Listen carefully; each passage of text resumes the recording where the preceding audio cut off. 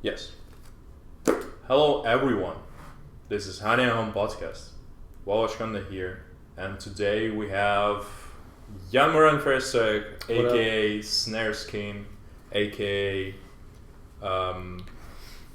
DJ programmer. Yeah, sure. Well, sometimes. What's up, Jan? I'm good. How are you? Good. Great. That great. feels like really proper conversation, not just a small talk. We don't do that here, small talk. Yeah? Honey, I'm home goes deep into topics. Goes really deep. So let's just jump into it. Well, yeah, I am. For how long have you been pursuing the career of a musician or artist? Yeah, well, that's an interesting question. I think it is hard to pinpoint the exact point where you are sort of switching from like a hobby to actually pursuing it, right? Mm-hmm. But I'm sure I've been making music for 6 years, if not more. Mm-hmm. Yeah, probably more. And then I think at some point I saw it like getting some positive attention, and I encountered some examples of music that I really liked online. Mm-hmm. That was like back in the day of Beatport, with the electro house charts, and I think it was probably definitively when I saw Mort Fasting in the top 10. I was like, that's so good, I want to make that type of music, and Mm-hmm. I want to hit that top 10, So that's probably a concrete turning point, and that must have been 6 years, maybe even more, longer than 6 years ago. Nice. It's so funny. A lot of people actually saying that they started something like 6-7 years ago. I don't know why. Like, what happened 6-7 years ago? It's completely. Beatport happened, man. Well, yeah, but like Beatport for me wasn't the same. Like, for the music, we always had VK in Eastern Europe, which yeah, is but like that's just piracy, right? No way, no. But you can get any kind of music there, so. Yeah. You can illegally, but you listening, you're not download, like you can download it, of course, because if you add some plugins, but yeah, people should know about it. Anyway, so recently you've got a new release with Luke Cusado. Luke Cusado. I should chat really carefully. I always saw that he's Cusado or something like that. But anyway, so you made a track. Yeah. And what I also know as a person who does all the royalties, both of you have already been releasing music on Heroic for quite a while. Yes. So was it the reason why you decided to make a song together, or? Well, yeah. I mean, of course, the me and Luke running into one another led up to this. Mm-hmm. But this Closure track has been in the making for probably more than a year. Whoa. And it went through so many iterations because it initially just started with Luke with the top line, Mm-hmm. and then I made something around it. And sometimes it just happens that a track stalls, but you still like it, and in the meantime your own sound and opinion and ideas, they progress and change. Mm-hmm. And that makes you like not necessarily dislike the track, but want to make a completely new version. So that probably happened like 2 or 3 times. Okay. And yeah, then eventually we finally got to a version that we were both very happy with. Mm-hmm. Okay. So he's more of a writer and you're more like on producing side, or he's also producing. Well, he did the writing, and then I think it's definitely the track is really sort of completely based on his writing there. So. Mm-hmm. Definitely in this case it's a super it's just a cornerstone of the track, the writing and the melodies and the harmonies as well that he did. Okay. And then in some cases I will go and say, okay, the chords you proposed in the demo, so to speak, we're going to go with those, and in other cases I might choose to put some different chords. Mm-hmm. And so it's kind of a back and forth in like a mixed writing process. Okay. But I don't write lyrics, if that's what you're. Yeah, not only lyrics but the music as well. Okay, cool. So, if somebody would ask you a question, who is Jan-Merijn, what would you answer? Well, I think your DJ producer remark was, of course it was a joke, but it's not really that far off in the sense that I really like those two things are really a big obsession of mine, or not DJing, but like making music and also programming, and I think recently probably more the business side of it, the commercial aspect. And so recently when I'm doing music, I try to sort of figure out without ruining my creative or artistic process, how do I optimize this. Okay. Working in Heroic Academy, Beatbird, surprisingly I've seen a lot of people who were working like in music industry but were still kind of active artists. Yeah. Why is the same? Because people are just not courageous enough to go all in their artistic project, or they are just not feeling it, or why? Right, so why not just drop everything and do only music? That's what I'm mainly saying. Yeah, that's a really good question, and it's something, if I'm super honest with myself, that I sometimes ponder about. Like, should I drop everything, including the programming work, and do just music? And you can look at it like from two sides. Like, on the one hand, you could say, if you have no plan B, then you have to put in all the effort, right? Yeah. But then on the other end, if you do have a plan B, you can you can take greater risks within your plan A. Of course. So it's a really tricky thing to answer. And on top of that, I just really love programming as well. It's super gratifying. It's like probably not as fun as finishing a new song, but it's still a lot of fun, and it can be really challenging. And so on top of dropping it for financial reasons, because it's really it's a pretty good way to make enough money to be able to make music. I just also really like the programming thing. Okay. And yeah, for why people don't drop it completely, I think there's a lot of people who might not believe 100% in their own music, or it's a simple financial matter. That could be the case. Okay. But yeah.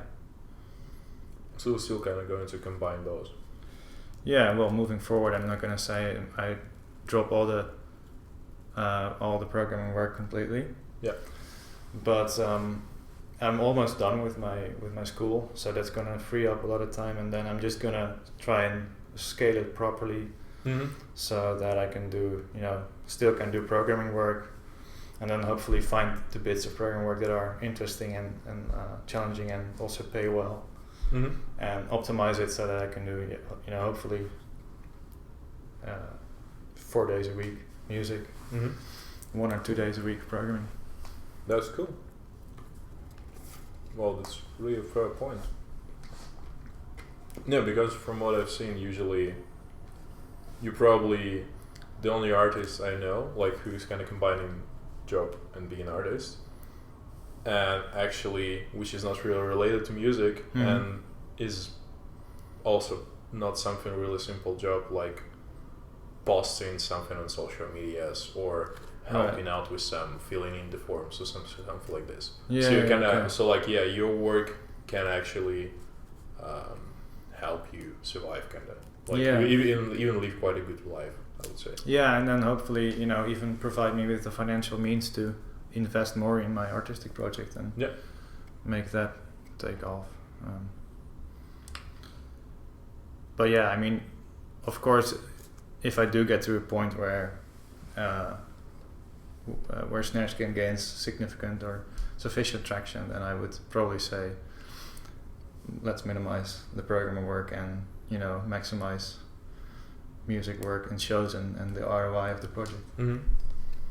It's cool. Sounds really inspiring. I would say. I mean, like, also it sounds like a well set plan that you 5 years ago we decided to go to the programming. Yeah, something like that. I think I was developing both interests. That's good. That's awesome. That was the right move. Yeah, it's a very interesting question and a tricky one, because I think you have to be very honest with yourself and like confront the fact that you could say, okay, I'm gonna just do music 100% of the time and drop everything else. That's pretty reckless. So, yeah. Like if you just dropping everything and trying to do the music, I don't think that. Like we already can name a lot of famous artists, but there are much more those who are still staying somewhere at the bottom of Spotify and never being heard. Yeah, that's the fun thing about the success stories, right? There's this like survivorship bias where all the great artists have this like super spontaneous story of flying to LA and just doing like a very basically reckless action of dropping everything and going all in, and well, they happen to make it, so you hear about them. And then there's, for every one of those artists, there's probably like 10,000 who didn't, right? Exactly. So anyway, speaking a bit again about your artist project, so you made the Popronde thing. Yeah. How was the experience? I mean, I asked you before, but you were not really enthusiastic about it. You were like, I got some shots. Well, exactly. I mean, it's primarily a sort of a band culture thing. Mm-hmm. So pretty much every night I played, I got programmed in like between two bands who are doing, indie or rock or anything, mm-hmm. Pop. So you can feel from sort of the atmosphere and the audience in some cases that they expected bands and they're trying or trying to understand the music, but sometimes it doesn't really resonate. Mm-hmm. There were a couple shows where the music actually resonated really well, and that was super fun. And then there were some other shows where you could just like sort of feel that there wasn't 100% harmony between the audience and the programming, so to say. So will you do this next year? No, this was a great experience and very helpful, and a good experience to learn. And also we worked on the logistics of everything, because before I just had like a separate stand for my keyboard and separate trumpet stand, mm-hmm. and we now made it so that it's one flight case that you turn upside down, and then you can like fold out a little table, and if you place everything correctly, you can put the keyboard on the flight case with like the DJ stand underneath, and the trumpet and the laptop, and then as soon as you gotta go on the stage or off stage, you just move the entire flight case. Mm-hmm. It's so much quicker and better logistically. So it was a great opportunity as well to figure out all the problems with logistics. Okay. So what was better for you? Sorry, you wanted to finish. Yeah, okay, and like also just practicing, of course. Yeah. Okay. So what was a better experience for you, to play in ADE shows or to play in Popronde? Well, ADE for sure. That was just massive. That was a really big production, and then the Popronde shows, they're just small venues. Mm-hmm. Still, good opportunities in their own right, but it's mostly just to learn and develop. And ADE was a showcase, right? So big venue and better times. Okay. So you mentioned there were more production. Were there any visuals and all this stuff, right? So when you were performing. Sorry?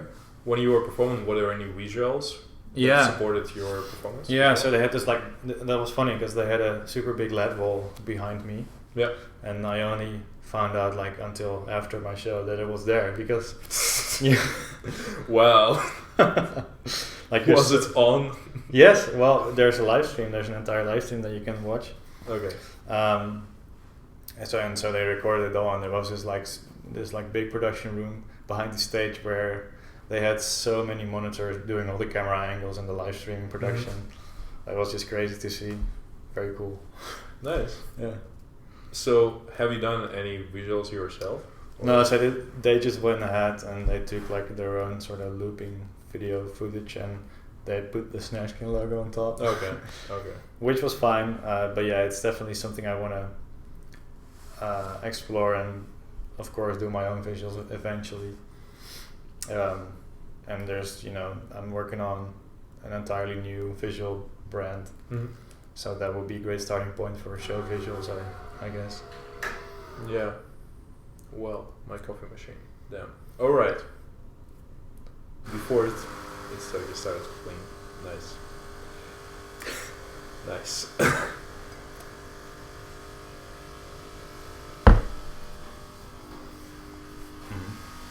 Is it making coffee or? No, it's just cleaning. Okay. It's fine. Yeah. Alright. So, I know that some of the artists actually, like, let's say, I shouldn't go too far for an example, like Sander Sanhala. So this year we decided to make like the whole show in Ableton, so it's kind of synced and all this stuff. Yeah. What actually your programming skills would help you to make the show like this work? Like if you would ever think about making a show like this?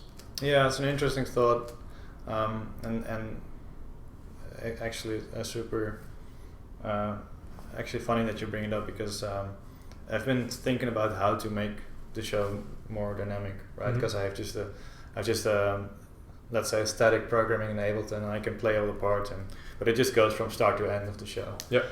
And if you're selling hard ticket shows, of course you can afford to do that. But in my case, I'm in between a couple DJs, so ideally I should be able to make some segues in the track list, like on the fly, depending on the mood and the venue.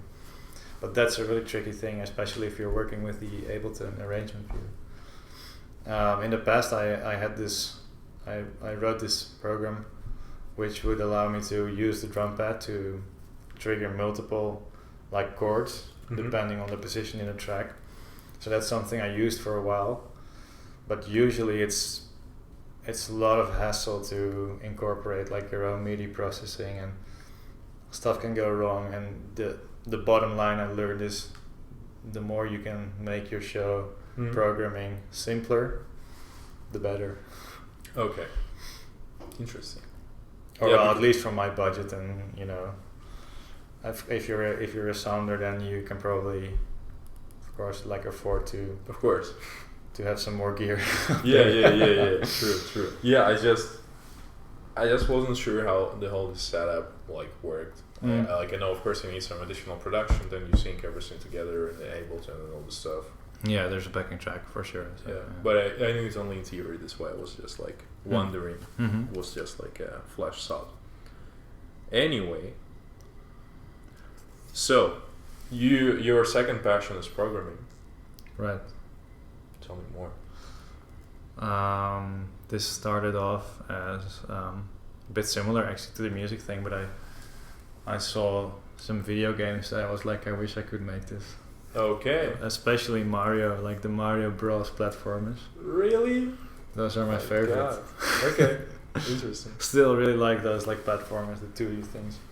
And I think somewhere around the beginning of high school I started with this program that was called Game Maker. And you could, do drag and drop level design and stuff like that, and very rudimentary programming, and sort of naturally went on to sort of like a escalated hobby. And then I took a side job as a programmer, and been doing it ever since. Nice. Mostly server backend stuff. Okay, but is there any? So like, have you ever made a game? Like, Yeah, well, you wanted to make a platform. Or I made a couple of like very shitty small games. Like what? An example would be I made this one thing where you had like you had 2 players. You could play it via LAN connection. Mm-hmm. You had like both had a little robot with a flipper, and then you could like play volleyball or badminton. Nice. Just drive it back and forth. Yeah, it wasn't really playable, but it was just a fun attempt. Of course, of course. So why didn't you decided to do the back-end stuff? Is that because there are less experts in this field, that's why it's more kind of easier to find some projects, or it's like exciting for you, or why? Yeah, somehow it probably sounds boring for someone who's just getting started in programming, but at first I did a lot of websites and web design as well. Mm-hmm. And at some point I just sort of moved to a role where I was doing more of the server logic, because there's just a ton of people out there who can do the websites, and the server applications are usually a bit more challenging and also in a way more elegant. Mm-hmm. So the work is it probably requires more, in some cases, more experience, and that's maybe why it also pays better. Mm-hmm. So yeah, I just sort of grew to like that more than websites. Interesting. So what is the project you're most proud of? Like besides robot volleyball? I was gonna say no. Sorry.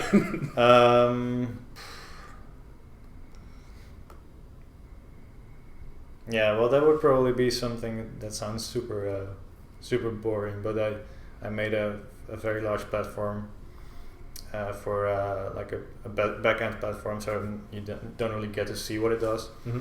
For registrations for people to enroll in internet connections. Mm-hmm. And then it interfaced with like other companies' APIs and set things up. That was an exciting and big project. It sounds super boring. Sounds exciting. Yeah. Yeah. And big. Yeah. Well, I mean, it's fine. Like if it brings you joy, then it's fine. There are some weird fetishes. Whatever floats your boat, man. Exactly. All right. Let's make a short sweep to some news. So, like the recent news, I found out that there is a trial against 8 people from Russia, which were programmers, and they decided to. So they created a multi-million ad scam thing. Yeah.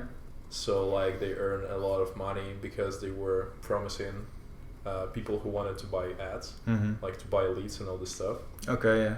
So they thought that they actually placing their ad in the good places, and those guys were just artificially trafficking a lot of leads there because they made the bot or something like this. Yeah. So people were just continuing paying, all the statistics looks perfectly, but no one. No conversion. No conversion at all. But people were still investing highly into it. So that was fun. Like even though they got caught. It's clever. But it's really clever. Yeah. Unfortunately, they got caught. So, and you also mentioned that you made this crypto trading bot, which also is kind of cool. Yeah. Well, I mean, I reckon that just to circle back to the trial thing. Yeah. I think there's a lot of those things going on where there's probably like on the one end of the spectrum there's these 8 guys who are doing something definitely illegal, and then you have the very kosher business, and there's probably a ton of like gray area stuff going on. Of course. So would you ever thought about doing something like this? Of course, like it's fun to think about like what kind of ways there would hypothetically be to to make money with such a business, but of course I never would, because it's. And then there's also there's definitely ways to make money using not machine learning, but like bots, like the crypto trading bots, that's completely legal. So that's much more, not necessarily more fun, but safer and more smarter to work on that type of stuff. Yeah. Okay. So, have you ever thought about ways to siphon off money for like make some kind of loophole? Of course. Well, I mean, I saw it, but it only stayed as a thought because it's a bad thing to do. Yeah. I think so. I mean, just it's not as rewarding, I would say. Of course, no, exactly. And then probably if you, aside from the moral implications, if you were to ever pull something like that, you're gonna be like looking over your shoulder for the rest of your life. That's true. That's true. It's not a good thing. Unless you go to Mexico or something like this. Fair enough. Yeah, I mean there are ways to get rid of this. So. But let's discuss those ways off camera. Yeah. All right. So we can go to. All right. Anyway, what I also thought about could be interesting to discuss. That I think I briefly kind of mentioned this before, but I don't think we actually get into proper discussion. So like there is the new kind of cryptocurrency called Ethereum. So people decided like, okay, so for some reason cryptocurrencies are not cool anymore, but we still want to do another cryptocurrency. Sounds legit. So guys decided like say, okay, we'll make a cryptocurrency which would be cryptocurrency for everything. What does that mean? That was pretty ambiguous, but what they meant that basically it's gonna be a smart contract on smart contract. Something like this. Sounds very deep. which will be used for all the actual contracts. So it's like smart contract for smart contract for contract. Okay, so it's gonna be like smart contracts all the way down because someone's so gonna make a platform that's yes, and that was a really weird article, but for some reason the author on TechCrunch were so excited about it. I couldn't really get why. But what do you think of cryptocurrency?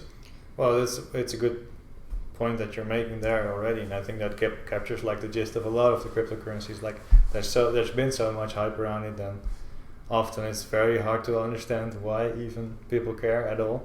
Yeah. I mean, of course, this idea of blockchain or blockchain ledger is pretty interesting. And then Bitcoin came along and it's turned into something that is totally not viable for transactions.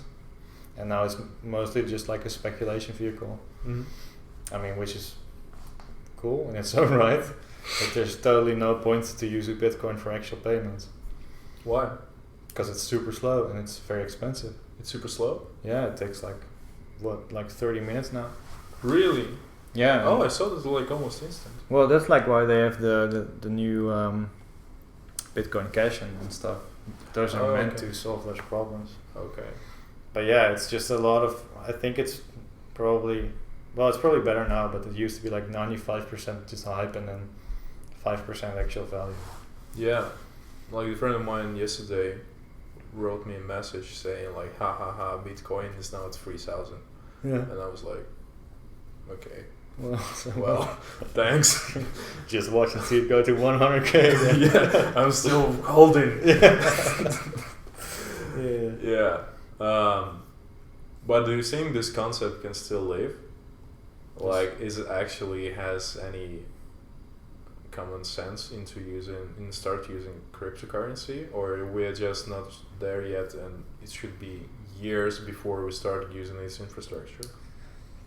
Well, like on the one hand, I would say if there was a chance for cryptocurrency payments to really break through, that would have been the past couple of years, right?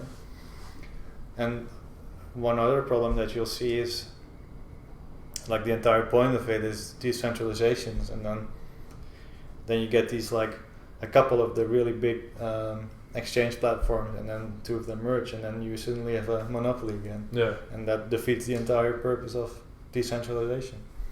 So there's, maybe some of those smart people with the smart contracts, they figure a way around it, but as long as this sort of keeps happening, it's very hard to say if you can ever get around this this sort of automatic gravitation around the big platforms. Yeah, but some platforms actually started to introduce at least payments with Bitcoin and Ethereum. Yeah, actually a lot of websites accept it these days. Yeah, but also again, most of them stopped accepting this after a while. So I think it was also kind of opportunistic. So when the Bitcoin was growing, they were like, okay, we're gonna let you buy the games and Steam with Bitcoin. Yeah. Something like this. Yeah, it's interesting. It's a good question. If it's ever gonna be like widely adopted, I think one of the major obstacles to overcome there would be to actually explain to a large audience what Bitcoin does or what like a blockchain does, because I reckon still most people don't fully grasp. Yeah, but I think it's just generational thing. So probably the next generation will be already widely using cryptocurrencies. It's the same as Generation X. So like our parents or grandparents, they prefer to use cash because they don't really get on well with card payments. Yeah, true, for sure. So maybe in the future, maybe centuries. Anyway,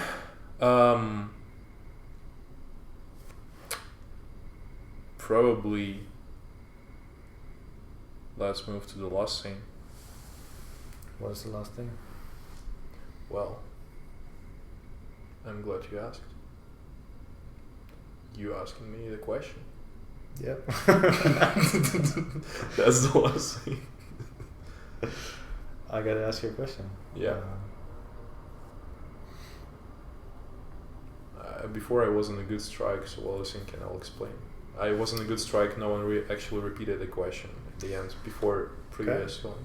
Well, what are you excited about right now that like only a small portion of the world is onto? And don't say cryptocurrencies.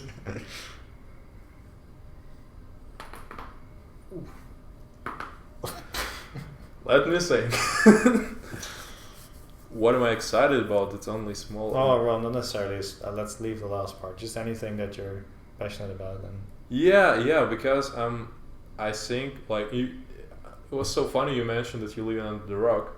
I'm kind of as well. Yeah. So I'm usually it was the first idea for me to start a podcast. So I'll just at least start to get more news and understand what's going on. I'm pretty passionate about my book, which I write, which I think I'm 40% done. But I think every time someone asks me about my book, I'm always given some random percentage. How do you gauge how far you are? Just the feeling, but the last time when I finished the chapter, I started to feel like no, probably it's gonna be 2 books. But so probably the book is the most passionate about, and I started becoming really passionate about the podcast. So really, I'm so eccentric, so I'm really excited about my own stuff. well, I mean, that makes sense, right? That's fair. Fair. That's totally fair. Yeah, a lot of stuff been happening in a good way and turned out great. Yeah. Recently, but it's funny that you say that, like the living under a rock. Though, so did you start watching the news just to be able to bring up relevant topics on the podcast, or? Yes and no. I mean, I usually just follow some news, but there's rarely an article which I read fully. It's usually just some titles. Because not everything is kind of interesting, even though, of course, all these news portals, they need to write about something, so sometimes they're just trying to pick any story because they just need to put out something. Yeah, exaggerate as much as possible just to get traffic. Exactly. So it's just their business scheme. So I'm fine with that. That's why also a lot of shit. So when I'm just circling news, I really need to circle for several days until I find free news, which would be really interesting to talk about. Yeah. Because usually just some bullshit. Oh, that's a fundamental problem with with news, right, or with like media outlets. Yeah. There's basically no commercial incentive to make completely truthful news. You want to make it as like clickable as possible. Of course, yeah, it's all about the clickbait. Yeah. And it's all about the traffic. So that's why all this Trump news were so hyped. Yeah. Yeah. Oh, that was so clever. Anyway. But yeah, do you have a quick outline of the book, or is it all a secret still? You mean just like the plot? Huh? Yeah, just a teaser. The teaser. It's all started as kind of comedy, sci-fi, and adventures. Now it became thriller, adventures, and a bit of sci-fi. And probably I'm just gonna keep it as a thriller. Right. Which is weird because I didn't expect from myself that it's just gonna go this way. So dark.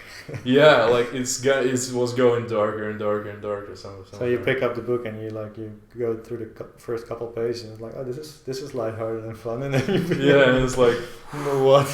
Yeah, like killing spree of characters and all this stuff. Oh really? Well, a couple of them have died already. Are you sad about it if they die? I don't care. I can kill everyone. Do you make it up as you go, or is there like a general outline that you sketched out from the start?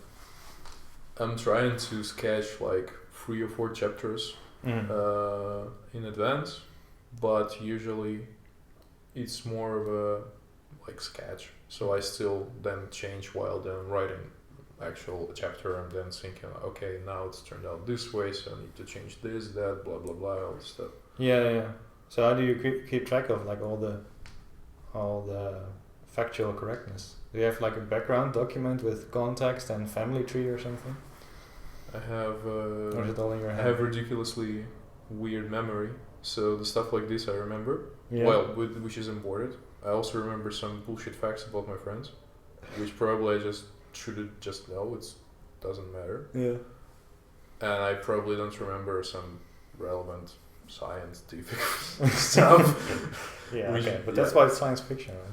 Yeah, exactly. But this is fine. I mean, it's fun. I even had something like mind maps. I also made like timelines because there are 5 different groups of characters living at the same timeline, so I needed to move them accordingly. Mm-hmm. So there will be. So if they're gonna meet, and it will be logical that they meet. Yeah. Like Okay. Something like that. Right. So your book spans a lot of time, like several years, or? So far, it's just 2 days. and it's like 20 chapters already. Oh, that's crazy. Yeah. Well, I thought about it's gonna be a week, but I'll see how it's gonna turn out. If I'm gonna write like for a week, it's gonna be like 2 books probably. Yeah. Or a pretty long book. Yeah. Cool. Yeah. That's exciting though. I know. I'm excited. I'm thrilled. Are you gonna make an audiobook version? Because then there's at least a chance that I will read it. Yeah. I also need to translate it because I write in Russian. Like, okay. Yeah, that's another problem. Yeah, but I'm probably gonna do translation myself. I first need to finish it in native, and then I'm gonna translate and all this stuff. Do your own. What's it called? Like read the book. Yeah. For a recording. I'm also with like special voices for every character. Exactly. I'm gonna improve my voice acting as well. Yeah. Nice. So many hobbies at once. Cool. Yeah. So I guess this is it then. Cool. Thanks for having me, man. Thank you for joining. Sure thing. And bye. Peace out.